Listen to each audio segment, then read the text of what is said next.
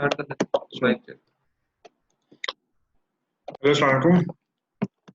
I'm Dr. Numan, and we are going to discuss the first STD of kidney. Basically, we are going to revise the glomerular nephritic disease. Kidney के अंदर आपको पता है तीन चीजें, ठीक है, जिसको आपने देखना है, ज़हन में रखना है। एक ग्लोमेरुलस, दूसरा, मैं उसके स्ट्रक्चर वाइज बात कर रहा हूँ, तीन चीजों को आपने ज़हन में रखना है। एक है ग्लोमेरुलस, दूसरा उसकी ट्यूब्यूल, और तीसरा ब्लड वेसल्स। ये जो डिजीजेज हैं, जो किडनी की डिजीजेज हैं, हमने उनको इन्हीं तरह से डिवाइड किया हुआ है। ग्लोमेरुलर डिजीजेज में डिवाइड किया हुआ है, दूसरा ट्यूबुलर या जिसको हम ट्यूबुलो इंटरस्टिशियल डिजीज बोलते हैं उनमें डिवाइड किया हुआ है, और तीसरा उन्हें ब्लड वेसल रिलेटेड डिजीज जैसे हाइपरटेंशन आपको पता है उसमें डिवाइड किया हुआ है। तो ये तीन ही चीजें किडनी के अंदर मैंने ये बताया, किडनी के अंदर हमने डिजीजेस को उनके तीन स्ट्रक्चर से रिलेटेड, जो किडनी के तीन स्ट्रक्चर हैं उससे रिलेटेड डिवाइड किया हुआ है।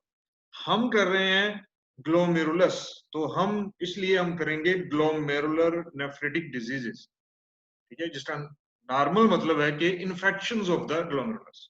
Nephritis is basically infection of the glomerulus या infection of the kidney.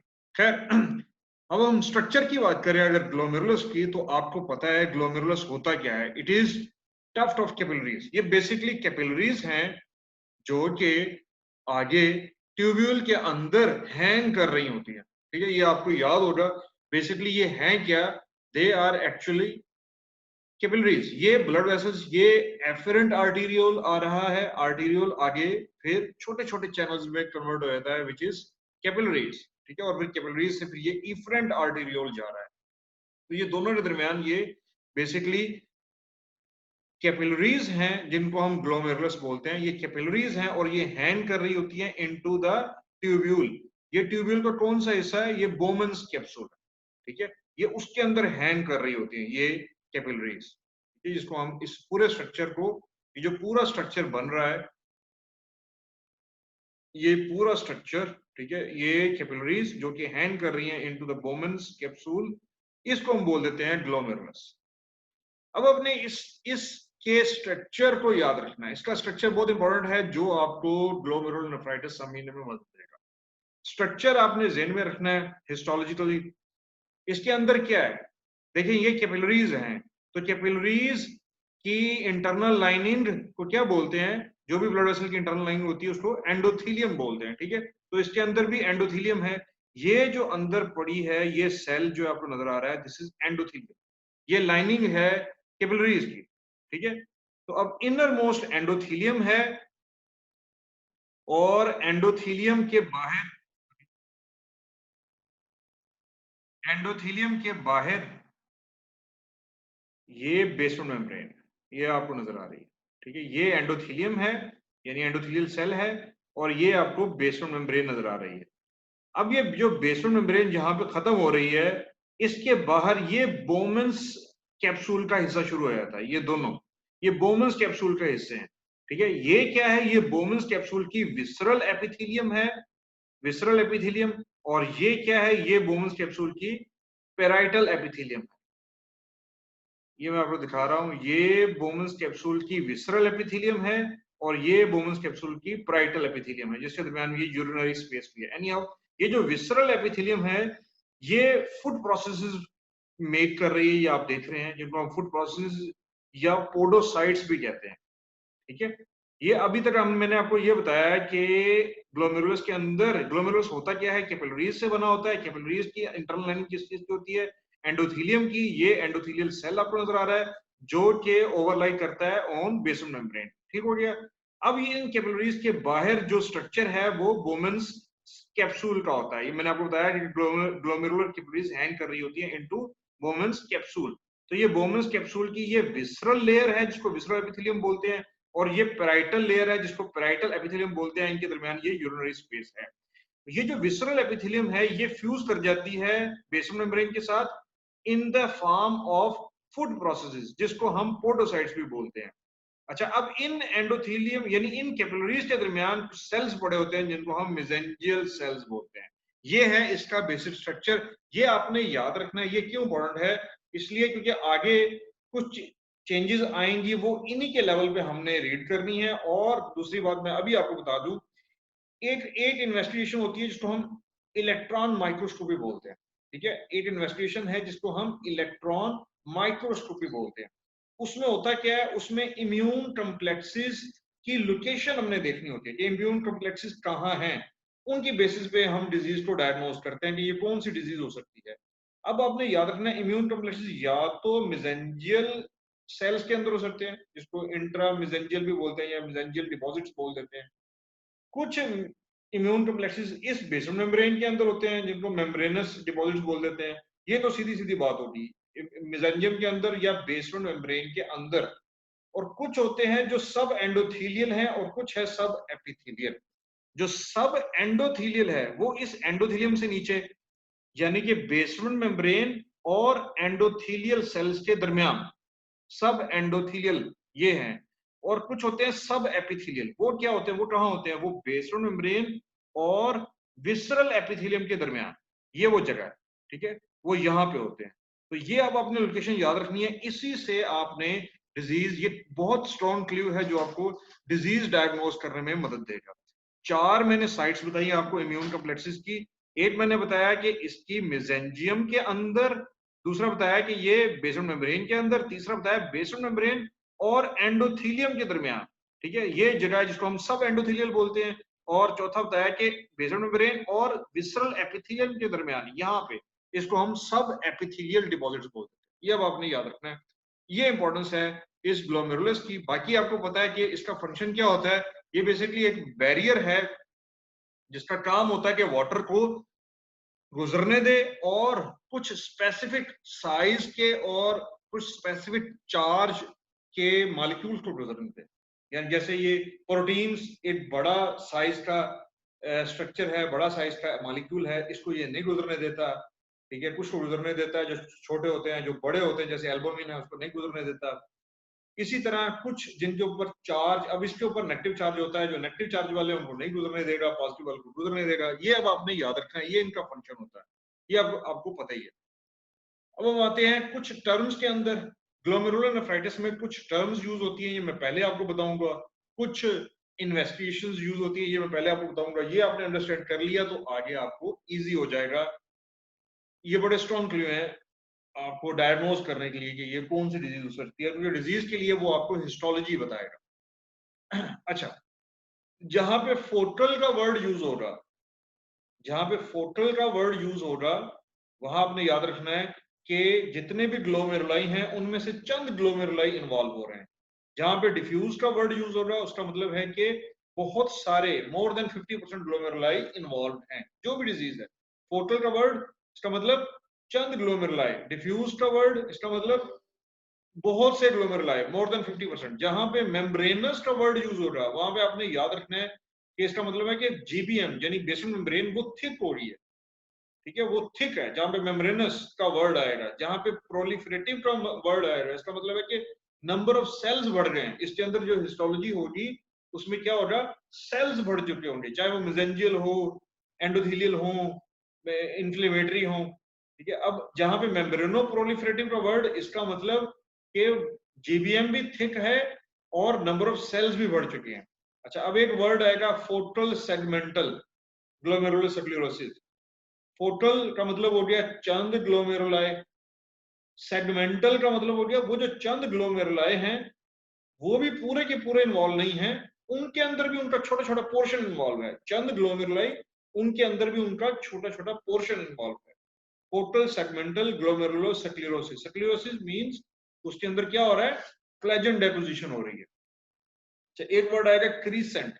Crescent क्या है, यानी चांद नमा। ये क्या है, ये बेसिकली पेराइटल एपिथेलियम की प्रोलिफरेशन है।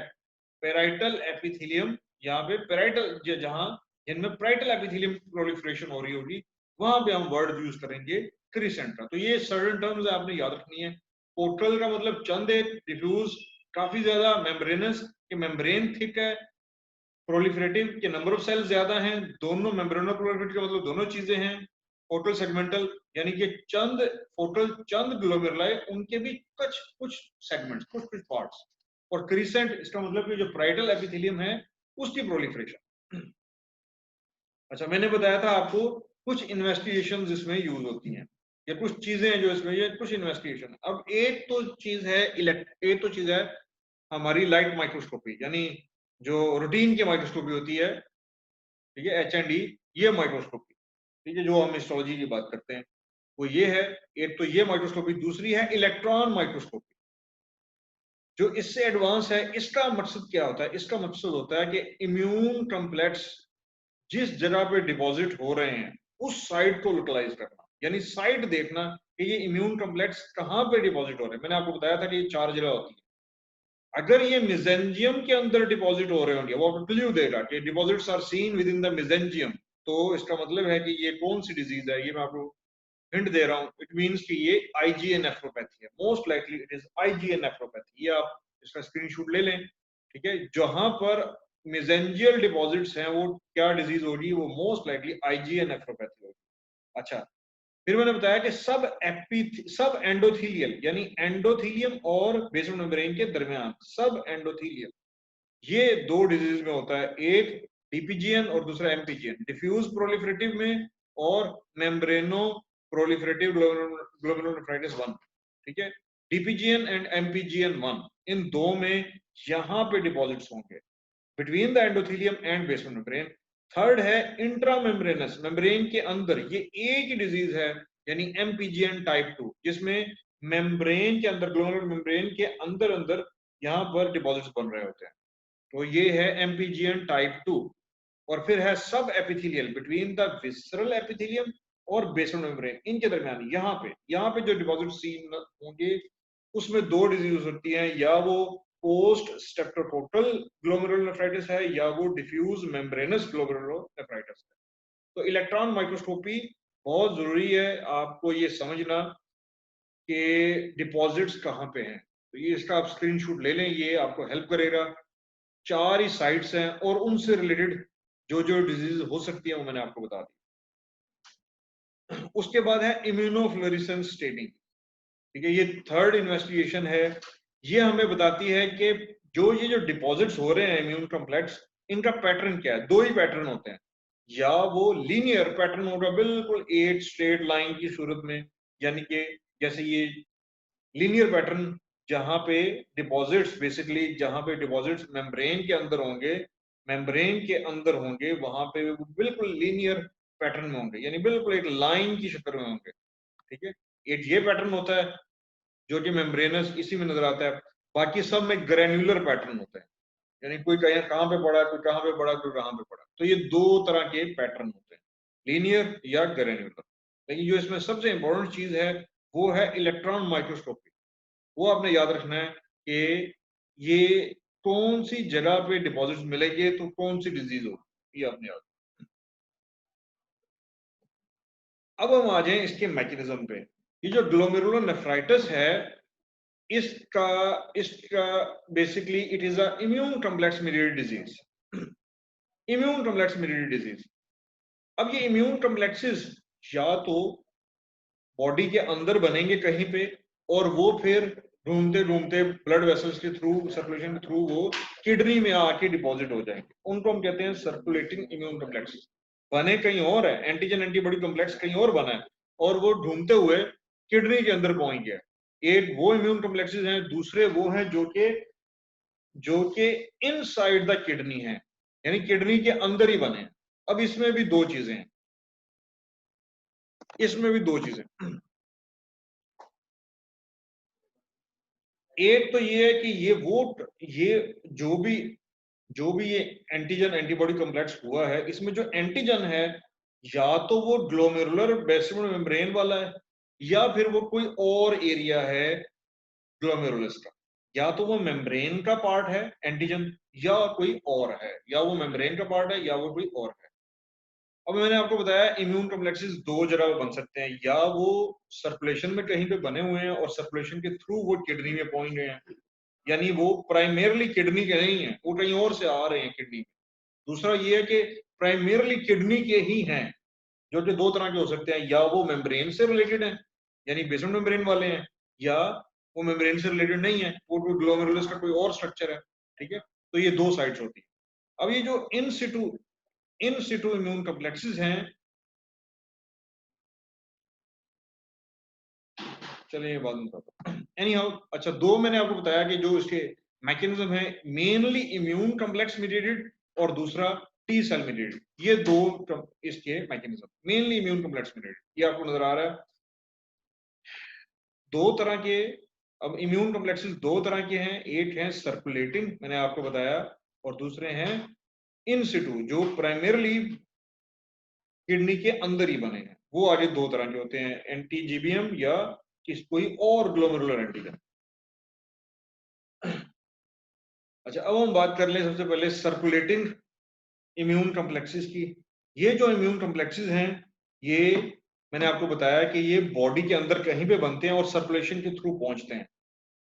अब इसकी रीजन कोई भी हो सकती है, कोई एसएलई, बाहर कोई मतलब सिस्टेमिक डिजीज है एसएलई, या कोई इन्फेक्शन है जो जो जिसने बाहर इम्यून कॉम्प्लेक्सेस बनाए और वो फिर आके ग्लोमेरुलाई के अंदर डिपॉजिट हुए और उनकी वजह से ग्लोमेरुलाई भी, उसकी भी इन्फेक्शन होगी, ग्लोमेरुलोनेफ्राइटिस हो गया।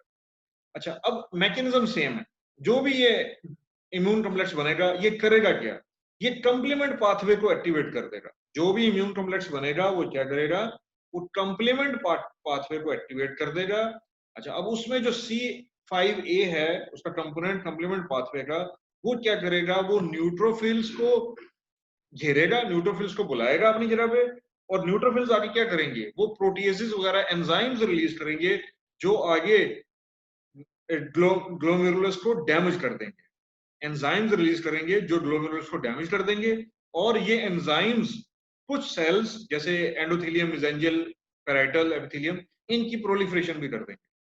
तो होता क्या है, मैंने आपको बताया ग्लोमेरुलोनेफ्राइटिस में इसका मैकेनिज्म क्या है। Mainly it is an immune mediated disease. Immune complexes चाहे वो सर्कुलेटिंग हो, घूम घूम के वो फिर आए किडनी के अंदर, या वो किडनी के अपने हों इम्यून कॉम्प्लेक्सेस, वो करेंगे क्या? वो कंप्लीमेंट सिस्टम को एक्टिवेट करेंगे। कंप्लीमेंट सिस्टम क्या करेगा? C5a जो कंप्लीमेंट सिस्टम का है, वो क्या करेगा? वो न्यूट्रोफिल्स को लेके आएगा, और न्यूट्रोफिल आके प्रोटीएजेस या कुछ एंजाइम्स रिलीज करेंगे, जो आगे क्या करेंगे? इसको डैमेज कर देंगे ग्लोमेरुलाई को, और कुछ सेल्स की प्रोलिफरेशन कर देंगे। ये मैकेनिज्म सबके अंदर यही होता है। अच्छा, अब मैंने इन सिटू की बात की, यानी वो इम्यून कॉम्प्लेक्सेस जो किडनी के अंदर ही होते हैं। ये भी आगे फिर दो तरह के हैं, या ये फिक्स्ड हैं या ये प्लांटेड हैं। फिक्स्ड का मतलब ये है कि ग्लोमेरुलस के अपना स्ट्रक्चर है, ग्लोमेरुलस का अपनी कोई चीज है। प्लांटेड वो है जो बाहर से आके इसके अंदर लग गया, आया बाहर से है लेकिन आके इसके अंदर लग गया। अब जो भी एंटीबॉडी बनेगी वो इसके अंदर ही बनेगी। तो दूसरा मैकेनिज्म था टी सेल मीडिएटेड। उसमें क्या होता है? उसमें साइटोकाइन्स रिलीज होते हैं, जो कि बेसिकली इसके ऊपर मौजूद नेगेटिव चार्ज को उसका लॉस करवा देते हैं। नेगेटिव चार्ज का लॉस होता है। तो ये दो मैकेनिज्म है, मैंने आपको बताया। इसको ब्रीफली या ब्रॉडली मैं अगर आपको बताऊं कि दो मैकेनिज्म हैं जिनके थ्रू ये डिजीज होती है। एक मेन जो है वो इम्यून कॉम्प्लेक्स मीडिएटेड है, दूसरा टी सेल। इम्यून कॉम्प्लेक्स आगे दो तरह के हैं, या वो बॉडी के अंदर बनेंगे सर्कुलेटिंग, या वो इनसाइड द किडनी होंगे इनसिटू।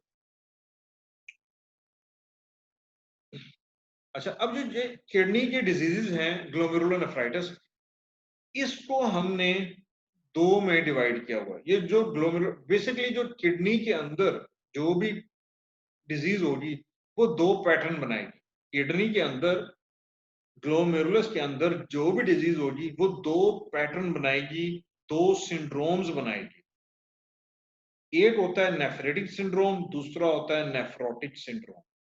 जो भी डिजीज है वो इन्हीं के, यानी कि जो भी उसके क्लिनिकल फीचर हैं, वो इन्हीं कैटेगरीज में फॉल करेंगे।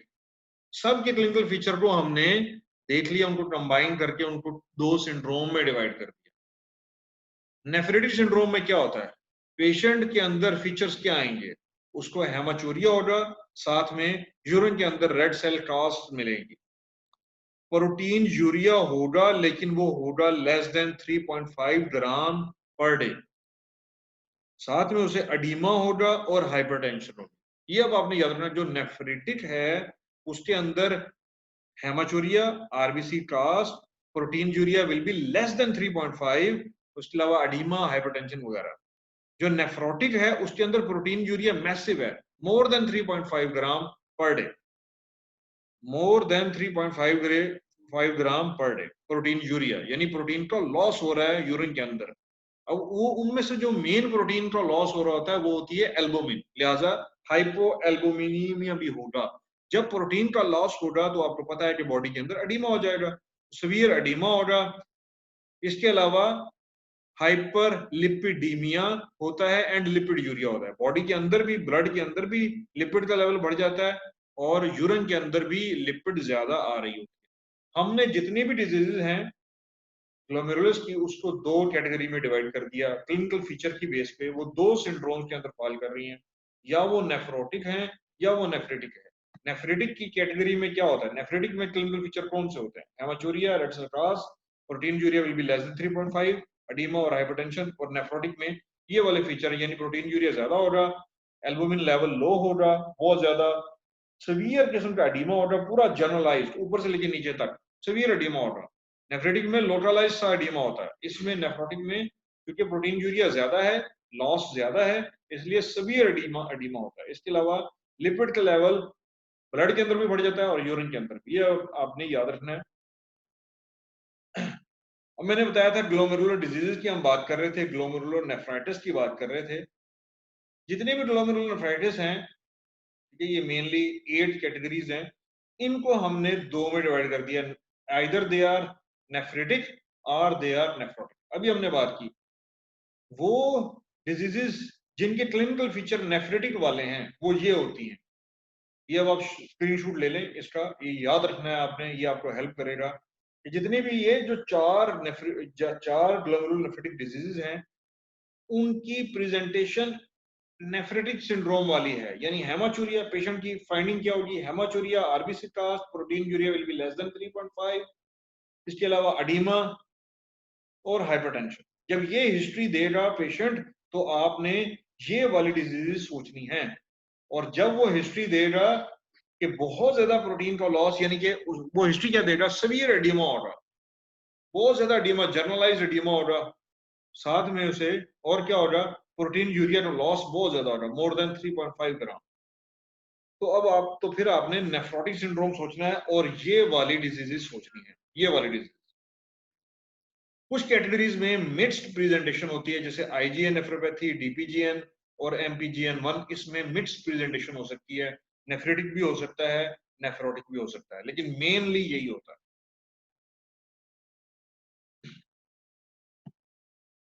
अब हम डिजीज वाइज देख लेते हैं। Number 1 is minimal change disease.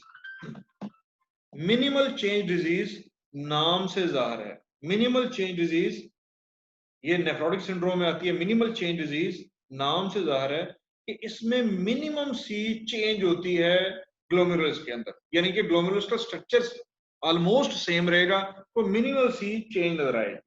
अच्छा, ये डिजीज जो है, इसमें मिनिमम चेंज क्या होती है? इसमें फ्यूजन होती है पोडोसाइट्स की, वो जो फूड प्रोसेस हमने दिखाए थे उनकी फ्यूजन होती है, और वो नजर आती है इलेक्ट्रॉन माइक्रोस्कोपी पे। बस लाइट माइक्रोस्कोपी पे कुछ नजर नहीं आएगा। लाइट मतलब जो जो रूटीन माइक्रोस्कोपी है उसमें कुछ नजर नहीं आएगा, कोई इम्यून डिपॉजिट्स वगैरह इसमें नहीं नजर आते। इसमें सिर्फ एक ही चेंज आती है, वो क्या होती है कि फ्यूजन हो जाती है ऑफ पोडोसाइट्स, यानी फूड प्रोसेस। अच्छा, ये डिजीज मोस्ट कॉमन होती है चिल्ड्रन में। सबसे कॉमन चिल्ड्रन की नेफ्रोटिक सिंड्रोम वाली जो डिजीज है वो मिनिमल चेंज डिजीज है, ये आपने याद रखना है इसमें। और अच्छा, सेकंड हम बात करते हैं फोकल सेगमेंटल ग्लोमेरुलर स्क्लेरोसिस की। अगेन ये भी नेफ्रोटिक सिंड्रोम में आती है। इसमें क्या होता है, टर्म देखें, फोकल कुछ ग्लोमेरुलाई इन्वॉल्व होंगे, सेगमेंटल उनके भी कुछ पोर्शन, ये आप देख रहे हैं ये ग्लोमेरुलस है, इसका कुछ पोर्शन है और उसमें हो क्या रहा है? स्क्लेरोसिस, यानी उसमें कोलेजन की डेपोजिशन हो रही है बहुत ज्यादा। ये चंद, ये कुछ ग्लोमेरुलाई हैं, बाकी ग्लोमेरुलाई ठीक है, कुछ ग्लोमेरुलाई और उसके भी चंद पोर्शन, थोड़ा सा पोर्शन इन्वॉल्व है। तो दिस इज पोर्टल सेगमेंटल ग्लोमेरुलोसक्लेरोसिस, और ये अडल्ट्स के अंदर होती है। तो नेफ्रोटिक सिंड्रोम के अंदर अडल्ट्स के अंदर सबसे कॉमन प्रेजेंटेशन है पोर्टल सेगमेंटल ग्लोमेरुलोसक्लेरोसिस की।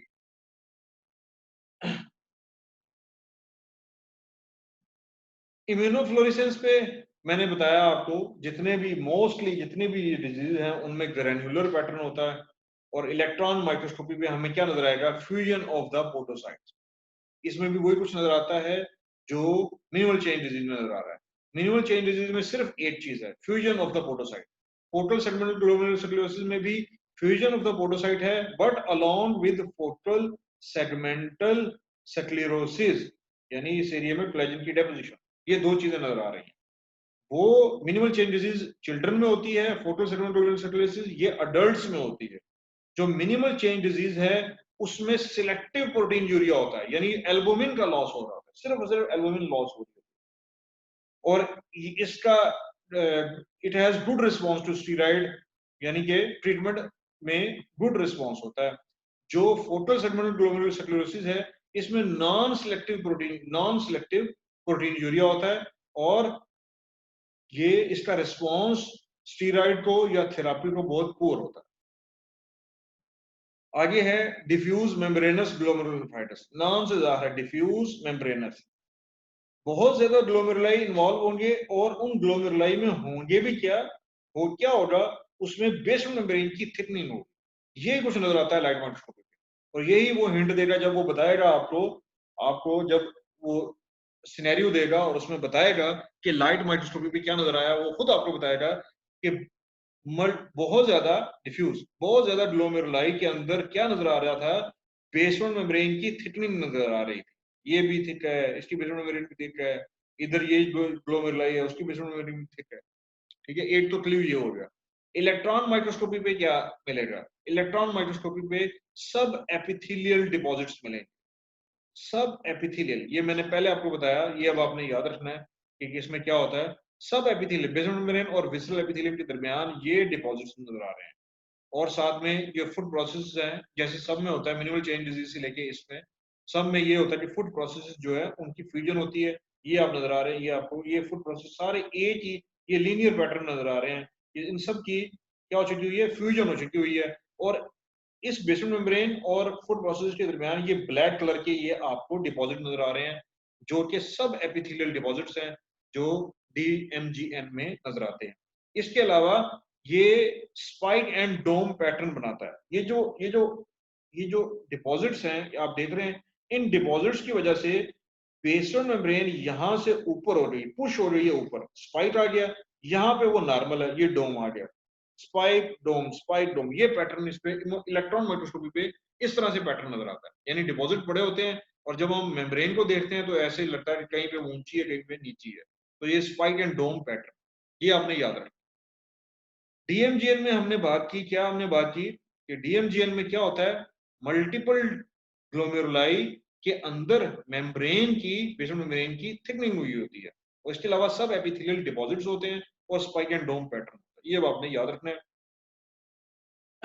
और इसकी इटियोलॉजी क्या है, मोस्टली इडियोपैथिक है, लेकिन कुछ कंडीशन में कुछ it is secondary to some न्यूप्लाज्म्स, कुछ ऑटोइम्यून डिजीज, कुछ इन्फेक्शन, कुछ ड्रग्स, ये आपने याद रखना। MPGN नाम से जाहिर है, अब आप नाम देखें दोबारा, इसमें हिस्टोलॉजी क्या होगी, मेम्ब्रेनो प्रोलिफरेटिव, मेम्ब्रेन भी थिक होगी और नंबर ऑफ सेल्स भी ज्यादा होंगे, मेम्ब्रेनो प्रोलिफरेटिव।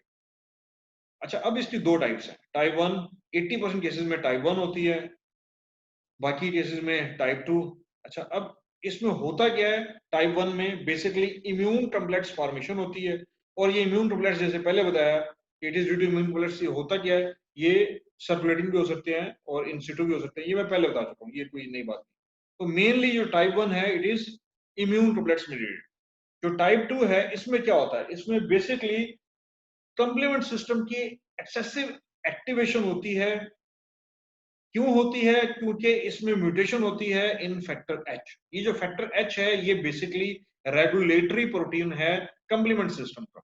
इसकी म्यूटेशन की वजह से, इसकी डीएक्टिवेशन की वजह से क्या होता है, कंप्लीमेंट सिस्टम ओवर एक्टिवेट हो जाता है। जब वो ओवर एक्टिवेट हो जाता है तो इसका मतलब है कि जो कंप्लीमेंट के कंपोनेंट्स हैं वो यूटिलाइज हो रहे हैं। जब वो यूटिलाइज हो जाएंगे तो बॉडी के अंदर कंप्लीमेंट का लेवल कम हो जाएगा।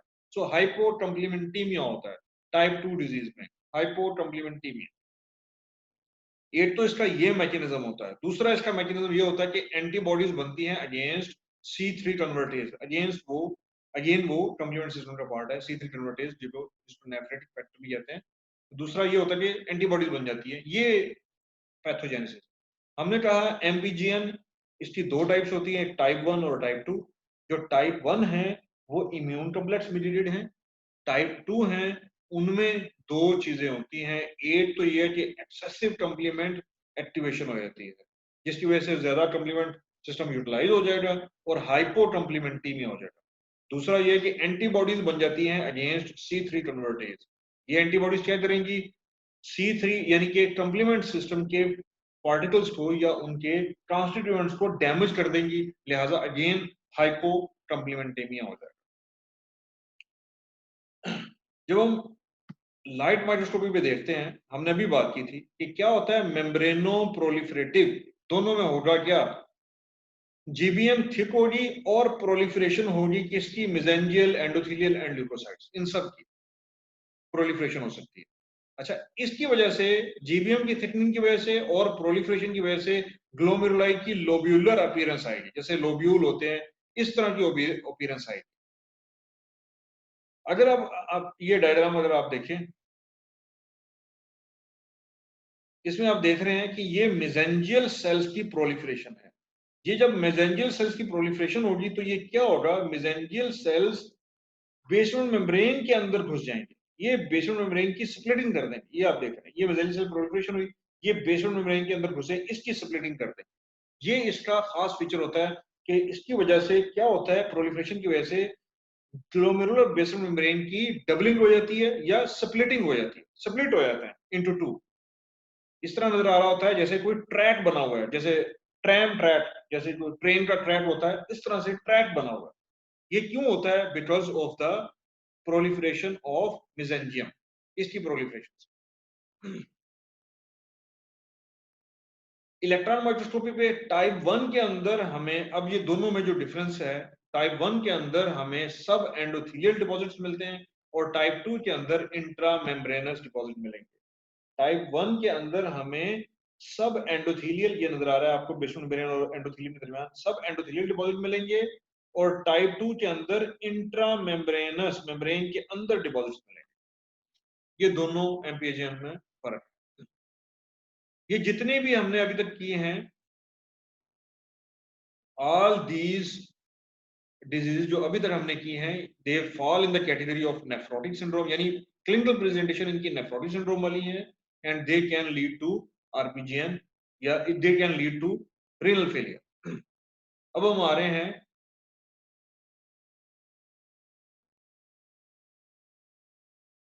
नेफ्रेटिक सिंड्रोम की प्रेजेंटेशन वाली।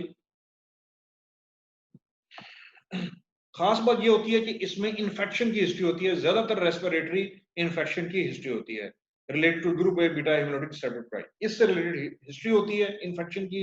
यानी पेशेंट हिस्ट्री देगा कि मुझे कुछ देर, एक हफ्ता या 2 हफ्ता पहले गला खराब था, इसकी हिस्ट्री देगा।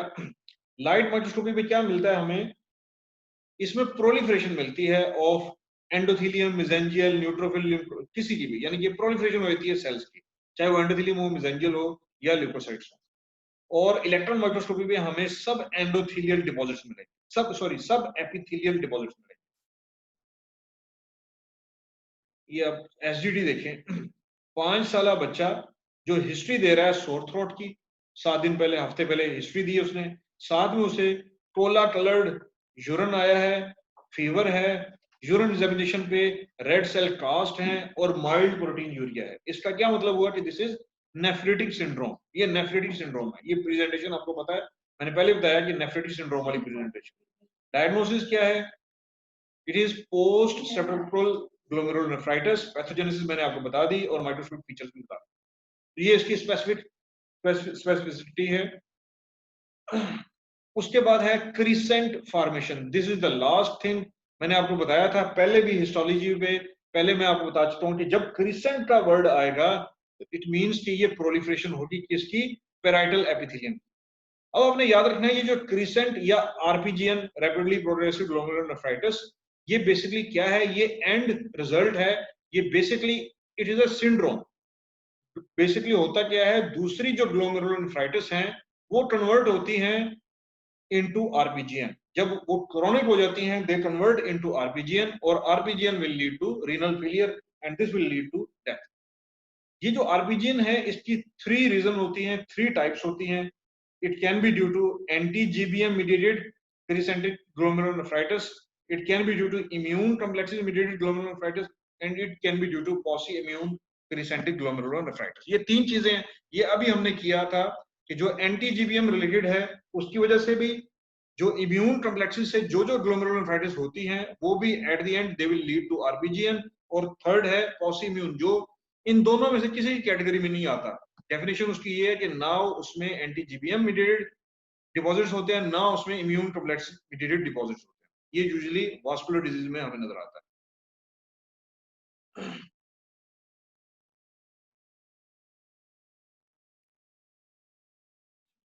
तो ये था ग्लोमेरुलर नेफ्राइटिस। मैंने आपको शुरू में क्या बताया, एक उसका स्ट्रक्चर आपने लाजमी ज़हन में रखना है, स्ट्रक्चर से आपको पता चलेगा। दूसरा मैंने कुछ टर्म्स आपको बताई थी, फोटोल का क्या मतलब है, डिफ्यूज का क्या मतलब है, मेम्ब्रेनो प्रोलिफरेटिव का क्या मतलब है, वो आपने याद रखना है। इन्वेस्टिगेशन कौन सी होती हैं, वो 3 इन्वेस्टिगेशन, और उसमें सबसे इंपॉर्टेंट इलेक्ट्रॉन माइक्रोस्कोपी। उसका क्या फायदा है कि साइट पता चल जाती है कि डिपॉजिट कहाँ पे है, और वो क्लू होता है हमें डायग्नोसिस बनाने के लिए कि ये कौन सी ग्लोमेरुलर नेफ्राइटिस हो सकती है। ये आपने याद रखना है। मैकेनिज्म मैंने बताया मेनली इम्यून कॉम्प्लेक्स मीडिएटेड है। फिर मैंने आपको बताया ये जितनी भी 8-10 जितनी भी ये ग्लोमेरुलर नेफ्राइटिस हैं, इनके क्लिनिकल फीचर को की बेसिस पे 2 सिंड्रोम हमने बना दिए हैं, एक नेफ्रेटिक और दूसरा नेफ्रोटिक। यानी नेफ्रेटिक वाली डिजीज के अंदर यही प्रेजेंटेशन होगी, सबकी हिस्ट्री यही होगी, और नेफ्रोटिक के अंदर सबकी हिस्ट्री यही होगी जो मैंने आपको बताई, नेफ्रेटिक नेफ्रोटिक। और ये बता दिया कौन सी डिजीज नेफ्रेटिक में आती हैं, कौन सी नेफ्रोटिक में आती हैं, और 3 डिजीज होती है जो इनमें मिक्स्ड होती हैं। फिर मिनिमल चेंज डिजीज नाम से ज़ाहिर है, उसमें मिनिमम चेंज होगी, सिर्फ पोडोसाइट की फ्यूजन होगी। ग्लोमेरुलर सेक्युलर फोटो ग्लोमेरुलर सेक्युलोसिस बताया आपको कि इसमें होता क्या है हिस्टोलॉजिकली, इसमें फ्यूजन भी होगी पोडोसाइट्स की, प्लस इसमें कुछ ग्लोमेरुलाई इन्वॉल्व होंगे, उनके भी कुछ सेगमेंट्स के अंदर क्या हो रहा होगा, कोलेजन डेपोजिशन हो रही होगी, ये मैंने आपको बताया। उसके बाद आपको बताया डिफ्यूज मेम्ब्रेनस, उसके अंदर क्या होता है कि मेम्ब्रेन बहुत ज्यादा ग्लोमेरुलाई इन्वॉल्व होते हैं डिफ्यूज, और उन ग्लोमेरुलाई में क्या होता है, मेम्ब्रेन की थिकनिंग हो रही होती है। ठीक है, ये आपको बताया। फिर मेम्ब्रेनो प्रोलिफरेटिव में बताया कि थिकनिंग भी है और प्रोलिफरेशन भी है, सेल नंबर ऑफ सेल्स भी बढ़े हुए हैं। फिर आपको बताया कि पोस्ट इन्फेक्शियस में क्या है, इसमें एक्चुअली प्रोलिफरेशन है सेल्स की। आईजीए नेफ्रोपैथी, इसमें बेसिकली क्या है, आईजीए की डेपोजिशन है। और आरपीजीएन के बारे में आपको बताया कि ये क्या है, ये एंड रिजल्ट है। बेसिकली ये जितनी भी ग्लोमेरुलर नेफ्राइटिस है they convert into RPGN mostly, and it will lead to renal failure अगर ट्रीटमेंट नहीं होगी। Now this is the assignment, आप इसे स्क्रीनशॉट ले सकते हैं और मैं आपको ये ग्रुप में भी शेयर कर दूंगा। Yes sir, thank you very much. Thank you.